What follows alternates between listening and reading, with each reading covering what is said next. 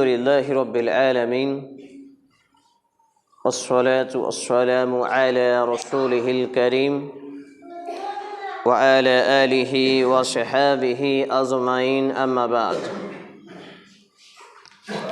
قال الله تعالى في كلامه المزيد والفرقانه الحميد أعوذ بالله السميع العليم من الشيطان الرجيم الذين يؤمنون بالغيب ويقيمون الصلاة ومما رزقناهم ينفقون وقال الله تعالى أعوذ بالله السميع العليم من الشيطان الرجيم اتل ما أوحي إليك من الكتاب وأقيم الصلاة إن الصلاة تنهى عن الفحشاء والمنكر ولذكر الله أكبر والله يعلم ما تصنعون. عن جابر بن عبد الله رضي الله تعالى عنه قال رسول الله صلى الله عليه وسلم بين العبد وبين الكفر ترك الصلاة. رب اشرح لي صدري ويسر لي أمري واحلل عقدة من لساني يفقهوا قولي ربي أسر ولا تؤشر وتمم بالخير ربي زدني علما ربي زدني علما. পবিত্র জুমার দিন জুমার খুতবায় উপস্থিত গাজীপুর পুরাতন জামে মসজিদের ইমাম সাহেব, উপস্থিত বিভিন্ন ভাই এবং বাবা জীবন, আপনাদের সকলের প্রতি আল্লাহ রাব্বুল আলামিনের পক্ষ থেকে সুখ, শান্তি, দয়া ও রহমতের ধারা বর্ষিত হতে থাকুক, আমরা বলি আল্লাহুম্মা আমিন। সমস্ত প্রশংসা, হামদ, শানা, গুণগান, গুণকীর্তন সেই আল্লাহ রাব্বুল ইজ্জাতের, যিনি এক এবং একক, ওয়াহদাহু লা শারীক, খালিক এবং মালিক। যেই রব্বুল আলামিনের প্রশংসা করে শেষ করা অসম্ভব, চারি প্রশংসা করার জন্য আমরা আন্তরিকতার সাথে পাঠ করি, আমরা বলি আলহামদুলিল্লাহ। অতঃপর অসংখ্য দরুদ ও সালাম শান্তির ধারা বর্ষিত হোক সর্বকালের শ্রেষ্ঠ মহামানবের প্রতি, আমরা বলি আল্লাহুম্মা সাল্লি আলাইহি আল্লাহুম্মা বারিক আলাইহি সাল্লাল্লাহু তাআলা আলাইহি ওয়াসাল্লাম। আজকে 5ই শাবান 1445 হিজরি এবং 16ই ফেব্রুয়ারি 2024 সনে আমরা অবস্থান করছি। আজকের সংক্ষিপ্ত জুমার খুতবায় আলোচনার বিষয়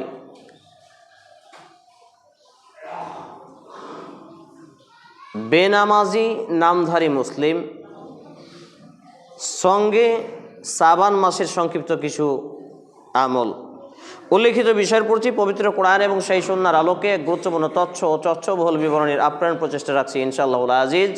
ওয়া মা তাওফীকি ইল্লা বিল্লাহ, আলাইহি তাওয়াক্কালতু ওয়া ইলাইহি উনীব। নামধারী বেনামাজি মুসলিম একটি ভাইটাল পয়েন্ট। যদিও ইসলামে কোরআন এবং হাদিসের মধ্যে, কোরআনের এমন কোনো আয়াত কিংবা হাদিসের মধ্যে এমন কোনো হাদিস পাওয়া যায় না যে যারা মুখে দাবি করবে আমরা মুসলিম অথচ তারা বেনামাজি থাকবে। অর্থাৎ যারা 5 ওয়াক্ত সালাতকে কায়েম করবে না, আদায় করবে না, প্রতিষ্ঠিত করবে না অথচ মুসলমান দাবি করবে, এরা শরীয়তের দৃষ্টিকোণে কোরআন এবং হাদিসের আলোকে এরা মুসলিম নয়, যদিও তারা জুমার দিনে জুমায় আসে। জি, যদিও আমাদের সমাজে প্রচলিত রয়েছে একটি কথা যে আল্লাহ তাআলা নাকি কোরআনুল কারীমে মাত্র 82 জায়গায় সালাত বা নামাজের কথা বলেছেন। কথাটি নিতান্তই ভুয়া। আইনি তোহফা সালাতে মুস্তাবাতে আমরা পাই আইনুল বারী আলিয়াভি রাহিমাহুল্লাহর গ্রন্থে, কিন্তু আপনি যদি গণনা করেন এর থেকে কমও বেশি হবে। আল্লাহ তাআলা কোরআনুল কারীমের বহু জায়গায় সালাতের কথা বলেছেন যে আকিমিস সালাহ, সালাত কায়েম করো। পাশাপাশি তিনি জাকাতের কথা বলেছেন, এটাই জাকাত, তুমি জাকাত প্রদান করো। তার একটি আমরা উদাহরণ এখানে এইভাবে দিতে পারি, যেটা আমি আপনাদের সামনে দ্বিতীয় খুতবার পরে পাঠ করেছি। প্রথমেই আল্লাহ রাব্বুল আলামিন এই কথা বলছেন কুরআনুল কারীম সূরা আল বাকারা 2 নম্বর সূরার প্রথম পারা 2 নম্বর পৃষ্ঠা আয়াত নম্বর 3। আল্লাহ রাব্বুল আলামিন বলছেন যে আল্লাযীনা ইউমিনুনা বিল গায়বি ওয়া ইউকিমুনাস সালাতা ওয়া মিম্মা রাযাকনাহুম ইউনফিকুন।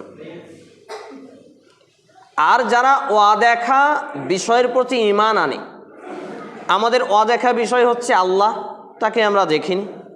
আমাদের অদেখা বিষয় হচ্ছে নবী মুহাম্মদুর রাসূলুল্লাহ বলি সাল্লাল্লাহু আলাইহি ওয়াসাল্লাম, তাকে আমরা চোখে দেখিনি।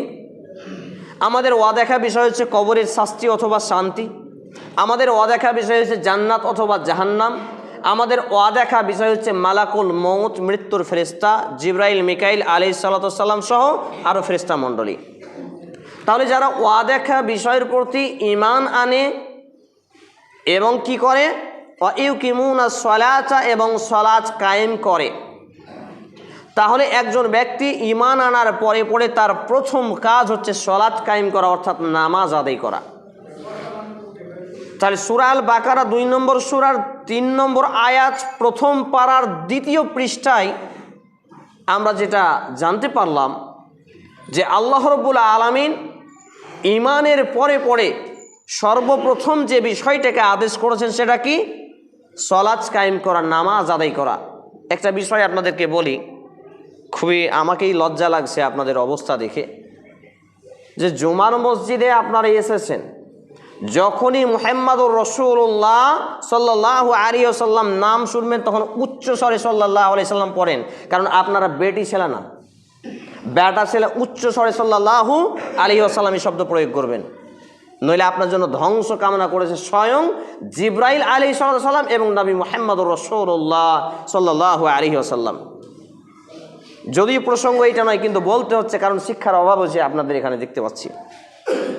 আল্লাহর নবী মুহাম্মদ সাল্লাল্লাহু আলাইহি সাল্লাম এইরকম খুতবার মেম্বারে প্রথম ধাপে উঠলেন, বললেন আমিন, দ্বিতীয় ধাপে উঠলেন, বললেন আমিন, আবার তৃতীয় ধাপে উঠলেন, বললেন আমিন। এর আগে এইরকম ঘটনা কোনোদিন ঘটেনি। সাহাবীরা হতবাক হয়ে জিজ্ঞেস করছেন, ইয়া রাসূলুল্লাহ, ইয়া হাবিবাল্লাহ, হে আল্লাহর রাসূল, হে আল্লাহর নবী, আল্লাহর রাসূল, আল্লাহর বন্ধু, বলুন আমার পিতামাতা আপনার প্রতি উৎসর্গ কুরবানি হোক, আপনি যে কাজটি করলেন ইতিপূর্বে করেননি, এটার লক্ষ্য উদ্দেশ্য এবং এর পেছনে রহস্য কি?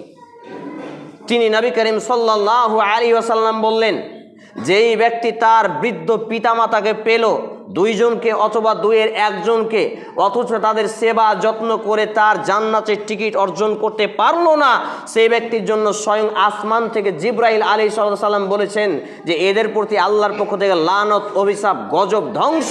আর আমি মুহাম্মদ সাল্লাল্লাহু আলাইহি সাল্লাম বলেছি আমিন, মানে আল্লাহ আপনি কবুল করুন। তাহলে যারা বৃদ্ধ পিতামাতার সেবা করে না, তাদেরকে নিয়ে তাদের সেবা যত্ন করে, তাদের আনুগত্য করে, তাদের কি পরিচর্যা গ্রহণ করে যারা জান্নাতের টিকিট অর্জন করতে পারলো না, তাহলে এরা জাহান্নামে যাবে। আর আল্লাহর নবী মুহাম্মদ সাল্লাল্লাহু আলাইহি সাল্লাম বলছেন আমিন, মানে আল্লাহ তাআলা আপনি কবুল করে নিন। বলি নাউযু বিল্লাহি মিন জালিক। নাম্বার 2, যেই ব্যক্তি রমাজান মাসের পূর্ণ রমাজান মাস পেল, অথচ তার জীবনের করা গুনাহ খাতাকে মাফ করতে পারলো না, জান্নাতের টিকিট অর্জন করতে পারলো না, সে জাহান্নাম থেকে বাঁচার পরিত্রাণের উপায় হিসাবে কিছু আমল করতে পারলো না, এই ব্যক্তির জন্য স্বয়ং জিবরাইল আলাইহিস সালাম বললেন যে এরা ধ্বংস, সে নারী হোক বা পুরুষ হোক, ছোট হোক বা যুবক হোক, বৃদ্ধ হোক, এরা ধ্বংসশীল এবং এদের প্রতি ধ্বংস আল্লাহ তাআলা কামনা করেছেন, জিবরিল আলাইহিস সালাম কামনা করেছেন। তখন মুহাম্মদুর রাসূল সাল্লাল্লাহু আলাইহি সাল্লাম দ্বিতীয় ধাপে উঠে বলেছেন আমিন, মানে আল্লাহ তাআলা আপনি কবুল করুন। নাম্বার 3, যখনই মুহাম্মদুর রাসূলুল্লাহ সাল্লাল্লাহু আলাইহি ওয়াসাল্লামের নাম আসলো, অথচ নামধারী মুসলমানের বাচ্চারা তার উপরে দরুদ পাঠ করলো না, যেমন নবী করিম সাল্লাল্লাহু আলাইহি ওয়াসাল্লাম। বাংলা কথা বোঝেন না কেউ? এতগুলো লোক আছেন, কেউ বাংলা কথা বোঝেন না? আল্লাহর নবীর নাম আসবে তো সাল্লাল্লাহু আলাইহি ওয়াসাল্লাম জোরে বলতে হবে, বেটি ছেলের মতো নয়। বুঝতেই পারছেন না বোধহয়, হিন্দিতে বলতে হবে, বোঝাতে পারছি? আল্লাহর নবী মুহাম্মদ সাল্লাল্লাহু আলাইহি ওয়াসাল্লামের নাম এলো, অথচ তার নাম শুনে কেউ দরুদ পড়লো না, এই ব্যক্তির জন্য স্বয়ং ধ্বংস কামনা করেছেন জিব্রাইল আলাইহিস সালাম। আর আল্লাহর নবী, আমাদের আদর্শ মুহাম্মাদুর রাসূলুল্লাহ বলি সাল্লাল্লাহু আলাইহি ওয়াসাল্লাম, তিনি বলেছেন যে আমিন মানে আল্লাহ কবুল করো। বলেন, যেই ফেরেশতার খাওয়া লাগে না, পেশাব লাগে না, পায়খানা লাগে না, ব্যস্ততা নেই, শুধু আল্লাহর আনুগত্যে থাকে, এই ফেরেশতা দোয়া করেছেন। যেই নবীর আগের এবং পরের সব গুনাহ মাফ করে দেওয়া হয়েছে, এই নবী আমিন বলেছেন, এই দোয়া ব্যর্থ যাবে? এই দোয়া বিফল হবে না, এই দোয়া কবুল হবে। আর এই দোয়া যদি কবুল হয়, আর আমরা যদি এই তিনটা কাজের মধ্যে থাকি, যদি এর বাইরে হয় হাদিসের, তাহলে আমাদের জন্য জাহান্নাম অনিবার্য। অতএব সাবধানতা অবলম্বন করুন। তো বলছিলাম, মুহাম্মাদুর রাসূলুল্লাহ সাল্লাল্লাহু আলাইহি ওয়াসাল্লামের আদর্শ অনুপাতে একজন ব্যক্তি যদি মুসলমান দাবি করতে চায় বা হতে চায়, তবে তাকে 5 ওয়াক্ত সালাত বা নামাজকে প্রতিষ্ঠিত করতেই হবে। কারণ ঈমানের পরে প্রথম দাবি হচ্ছে সালাত কায়েম করা। উতুলু মা উহিয়া ইলাইকা মিনাল কিতাব ওয়া আকিমিস সালাতা ইন্নাস সালাতা তানহা আনিল ফাহশাই ওয়াল মুনকার। এটা হচ্ছে সূরা আল আনকাবুত 29 নম্বর সূরা 45 নম্বর আয়াত এবং 21তম পাড়ার পৃষ্ঠা নম্বর 402 কোরআনুল কারীমের।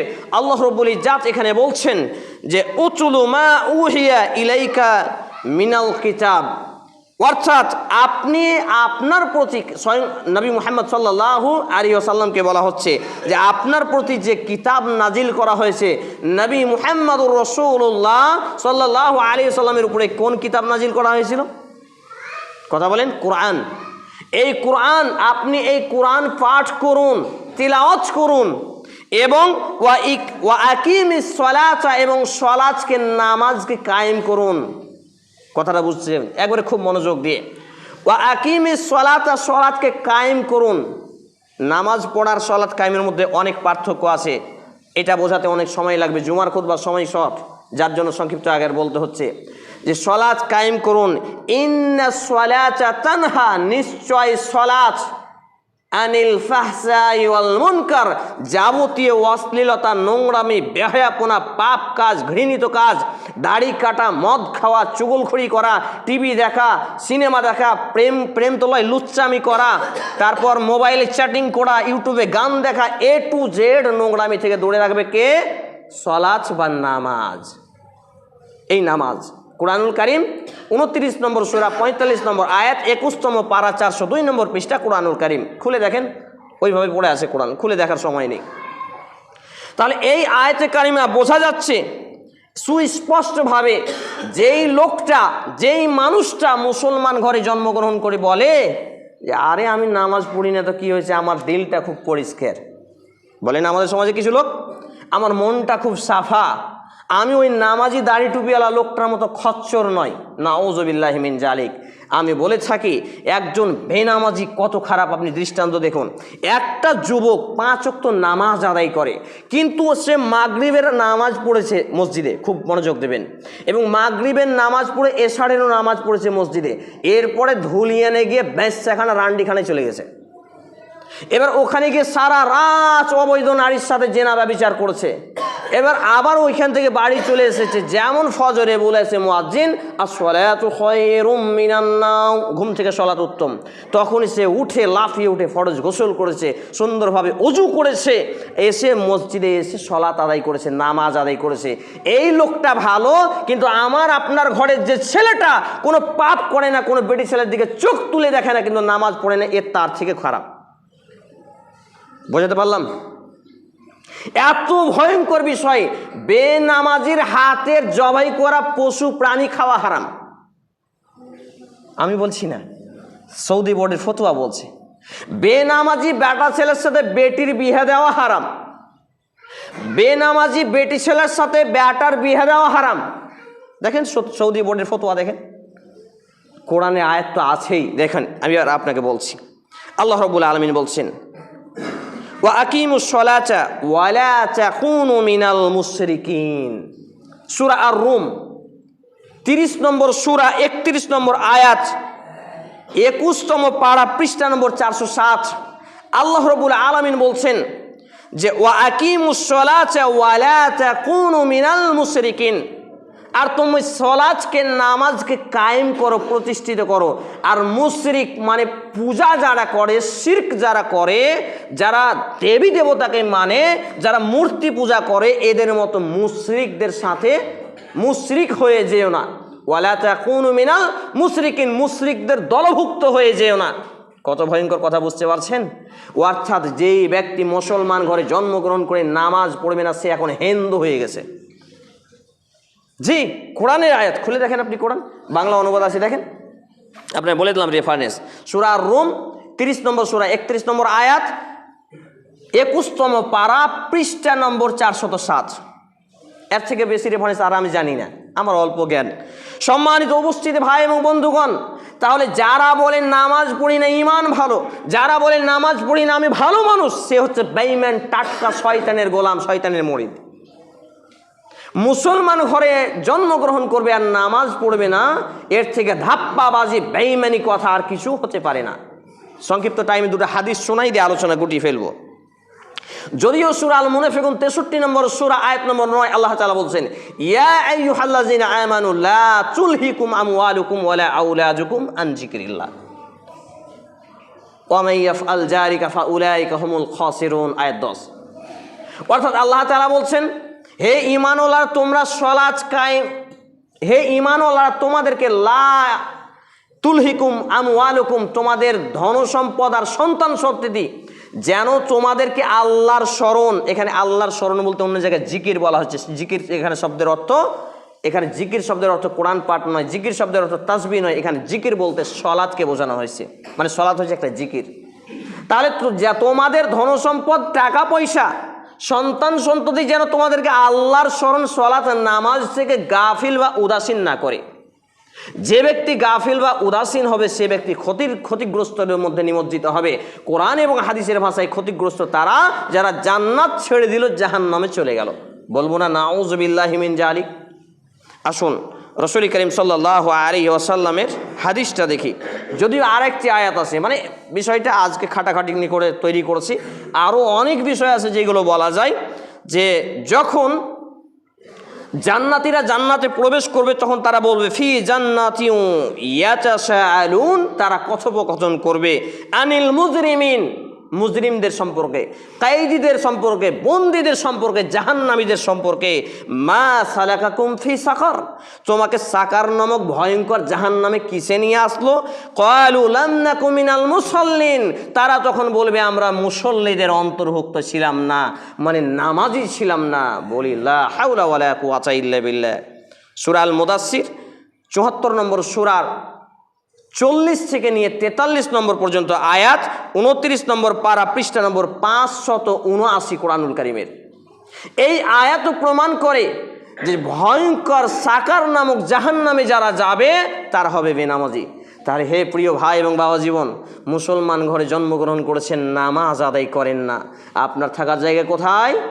সাকার নামক জাহান্নাম। ক্বালু লাম নাকু মিনাল মুসল্লিন, আমরা মুসল্লি ছিলাম না। আর মুসল্লি তাদেরকে বলা হয় যারা হয় নামাজি, সালাত আদায়কারী। এখন মুসল্লি আপনি নিজে দাবি করতে পারেন যে আমি তো শুক্রবার আসি না, মুসল্লি নয় আপনি। আপনি তো জানাজার নামাজে যান, আপনি মুসল্লি নয়।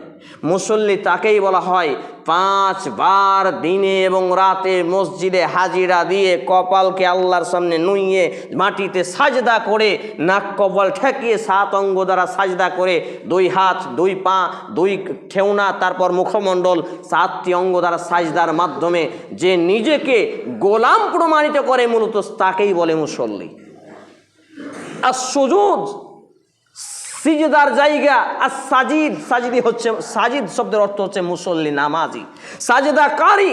তাহলে আমরা সাজদাকারী হলাম না, আমরা নামধারী 34 ওয়াক্ত 35 ওয়াক্তে 1 ওয়াক্ত এলাম, আর আসার পরে বলছি যে আমরা মুসল্লি। একটি হাদিস, সেটা হচ্ছে আন আব্দুল্লাহ ইবনে শাকিক রাদিয়াল্লাহু তাআলা আনহু قال قال رسول الله صلى الله عليه وسلم كان اصحاب رسول الله صلى الله عليه وسلم لا يرون شيئا من الاعمال تركه كفر غير الصلاه সুবহানাল্লাহ।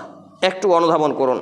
আব্দুল্লাহ বিন শাকিক রাদিয়াল্লাহু তাআলা আনহু তিনি বলছেন যে, বলি নবী মুহাম্মদুর রাসূলুল্লাহ বলি সাল্লাল্লাহু আলাইহি ওয়াসাল্লাম তিনি বলেছেন যে সাহাবিগণ নামাজ ছেড়ে দেওয়া ব্যতীত, নামাজকে ত্যাগ করা ব্যতীত আর অন্য কোনো আমল ছেড়ে দেওয়াকে কুফরি মনে করতেন না, মানে কাফির হয়ে যাওয়ার নামান্তর। বোঝাতে পারছি না?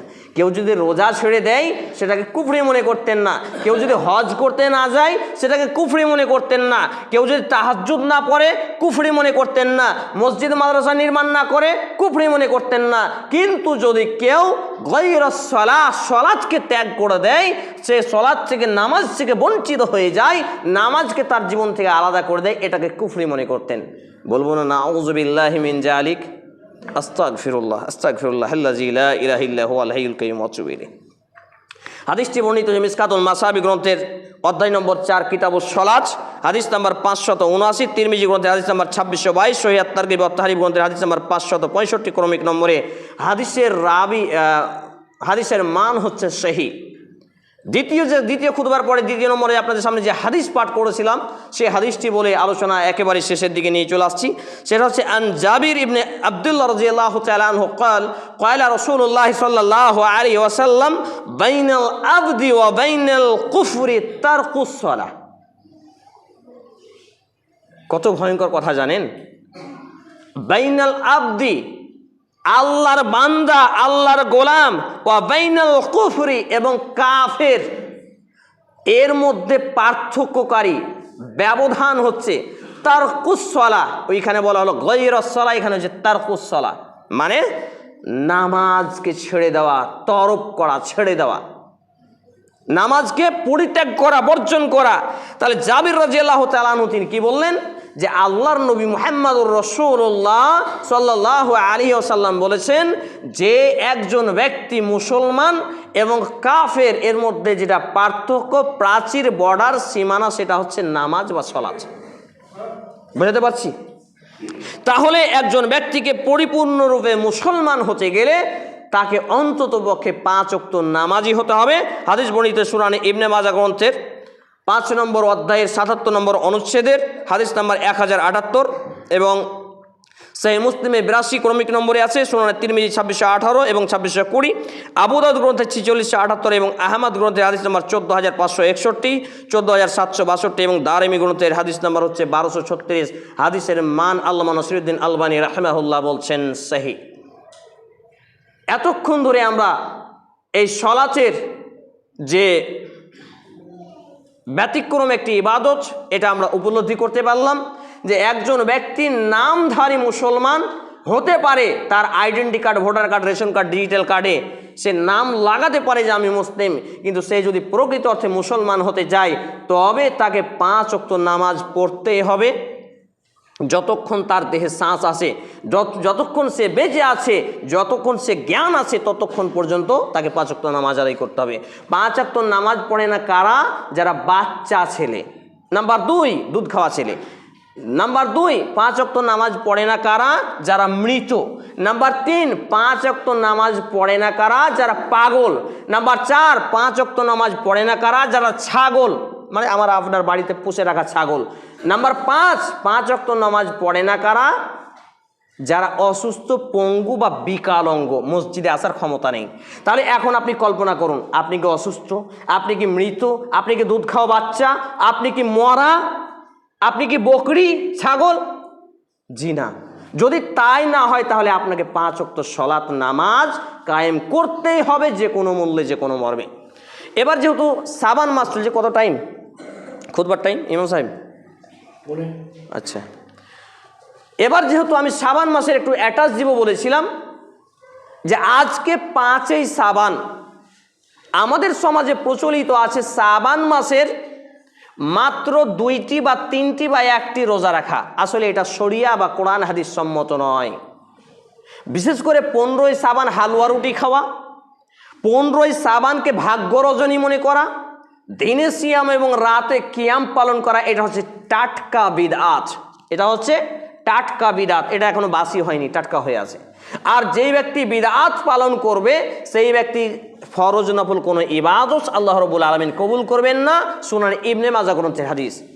দ্বিতীয়ত, যে ব্যক্তি বিদআতকারী হবে, নবী মুহাম্মদ রাসূল সাল্লাল্লাহু আলাইহি ওয়াসাল্লাম যখন হাউজে কাউসারের পানি পান করাবেন, যখন যেই পানি পান করলে আর মানুষকে পিপাসা লাগবে না, সেই জায়গাতে নবী মুহাম্মদ সাল্লাল্লাহু আলাইহি ওয়াসাল্লামের কাছে সেই লোকগুলো যাবে যারা বিদআত করত।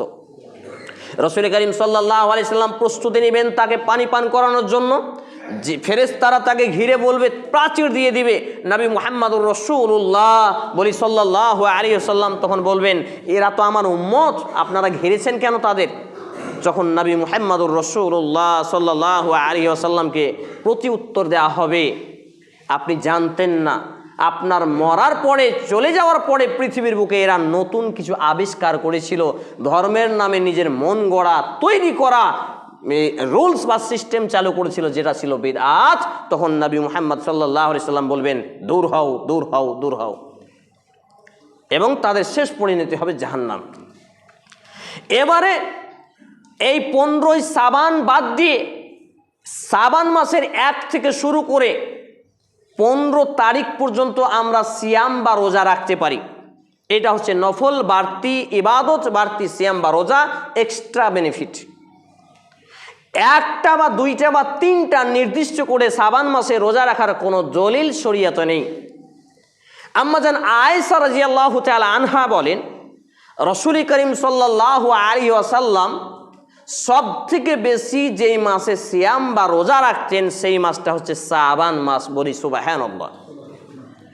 আল্লাহর নবী মুহাম্মদ সাল্লাল্লাহু আলাইহি ওয়াসাল্লাম সব থেকে বেশি যেই মাসে রোজা রাখতেন রমাজান ছাড়া, সেই মাসটা হচ্ছে শাবান মাস, মানে এখন মাস।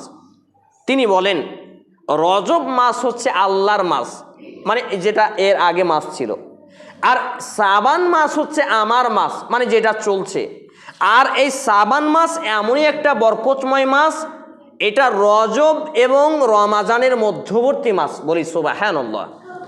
এই মাসে প্রত্যেক আদম সন্তানের আমলনামা আল্লাহ রাব্বুল আলামিনের কাছে রিপোর্টকে পেশ করা হয়। উদাহরণস্বরূপ, আপনি কোনো কোম্পানির আন্ডারে ম্যানেজিং পোস্টে আছেন, দেখাশোনার দায়িত্বে আছেন, আপনাকে সাপ্তাহিক, মাসিক, বাৎসরিক হিসাব পেশ করতে হয়। কটা লেবার হলো, কটা কি হলো, দেখাশোনা করে আপনি রিপোর্ট পেশ করেন। এই রকমভাবে ফেরেশতাগণ আল্লাহর কাছে শাবান মাসে আমাদের রিপোর্টকে পেশ করেন। তিনি মুহাম্মদুর রাসূলুল্লাহ বলি সাল্লাল্লাহু আলাইহি ওয়াসাল্লাম বলেন যে, আমি চাই যখন আমার রিপোর্ট পেশ করা হচ্ছে তখন আমি যেন সিয়াম থাকি। বলি সুবহানাল্লাহ। এই জন্য তিনি এই মাসে বেশি বেশি সিয়াম বা রোজা রাখতেন। উম্মে সালমা রাদিয়াল্লাহু তাআলা আনহা বলছেন, সুনানে আবু দাউদ গ্রন্থের হাদিস নাম্বার 3032 থেকে 3036 মধ্যে, যে আল্লাহর নবী মুহাম্মদ রাসূলুল্লাহ সাল্লাল্লাহু আলাইহি ওয়াসাল্লাম এই শাবান মাসে সব থেকে বেশি রোজা রাখতেন। প্রায় পুরো মাস তিনি রোজা রাখতেন, তবে হাতে গোনা 2-4 দিন বাদ। কদিন?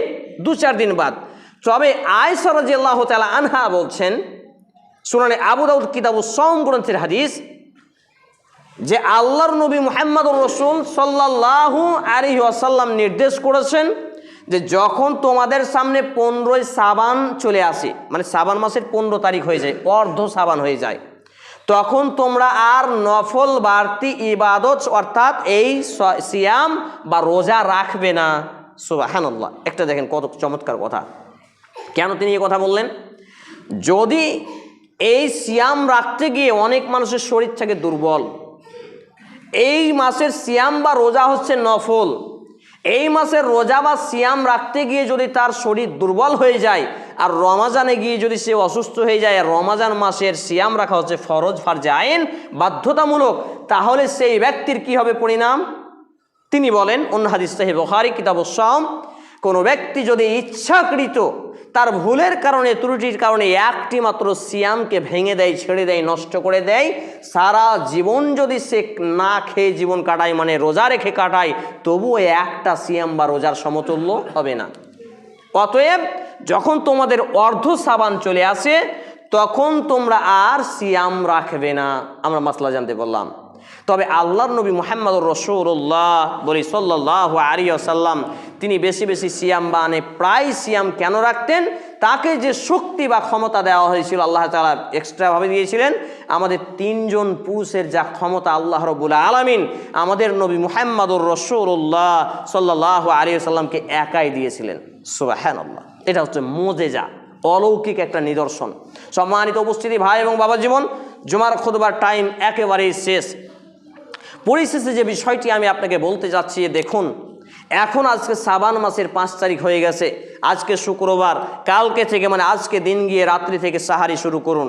আপনার যথাসম্ভব আপনি 10টা পারেন, 9টা পারেন, 6টা পারেন, 1টা পারেন, 2টা পারেন, নির্ধারিত করে নয়। আপনি অর্ধ শাবানের আগে 15 তারিখের আগে পর্যন্ত রোজা রাখুন। এর একটা এক্সট্রা বেনিফিট আল্লাহ নবী মুহাম্মদ রাসূল সাল্লাল্লাহু আলাইহি সাল্লাম বলছেন, কিতাবুস সাওম সুনানে আবু দাউদ গ্রন্থের হাদিস, কেউ যদি আল্লাহর সন্তুষ্টি অর্জনের জন্য মাত্র একটি নফল সিয়াম বা রোজা রাখে, আল্লাহ রাব্বুল আলামিন ওই ব্যক্তিকে 500 বছর জাহান্নামের আগুন থেকে বাঁচাবেন। বলি সুবহানাল্লাহ। এই হচ্ছে বেনিফিট একটা রোজের বিনিময়ে। কিন্তু আমাদের জ্ঞান কম, আমাদের ধর্মীয় ইলম কম, যার জন্য আমরা এই বিষয়ে জানি না। টাইমের দিকে কাকা আমার বেশি খেয়াল আছে আপনার থেকে। যখন কেউ খুতবা দিবে তখন বলবেন না আপনার থেকে আমার খেয়াল বেশি আছে, এই জন্য আমি ইমাম সাহেবকে জিজ্ঞেস করেছি, দেখেন 44 বাজছে, আমি মোবাইল নিয়ে আসি হাতে। সম্মানিত উপস্থিতি ভাই এবং বাবা জীবন, বলছিলাম যে আসুন আমরা দিনে এবং রাতে 5 ওয়াক্ত সালাত বা নামাজটাকে আগে কায়েম করি। নামাজবিহীন মুসলমান হওয়া যায় না। নাম্বার 2, এই শাবান মাসের যে বাড়তি ইবাদতগুলো আমরা বেশি বেশি করি, কোরআন তেলাওয়াত করি। আর রমাজান মাসে স্পেশালিস্টভাবে যারা বড় হয়ে গেছেন, ইমাম সাহেবকে ধরবেন, বলবেন লেন 5,000 টাকা এক মাসে, কিন্তু আমাকে কোরআন শিখান। বলেন তো ইনশাআল্লাহ, বলেন ইনশাআল্লাহ। আল্লাহ তাআলা কবুল করুন। মানে সবাই রাজি নয় যে কোরআন না পড়েই কবরে যাবে। 5 ওয়াক্ত নামাজি হন, পৃথিবীর মতো পৃথিবী দান করেন, যদি কোরআন না পড়তে শিখে মারা যান, কবরে ফেরেশতা পিটাবে হাতুড়ি দিয়ে, সাবধান।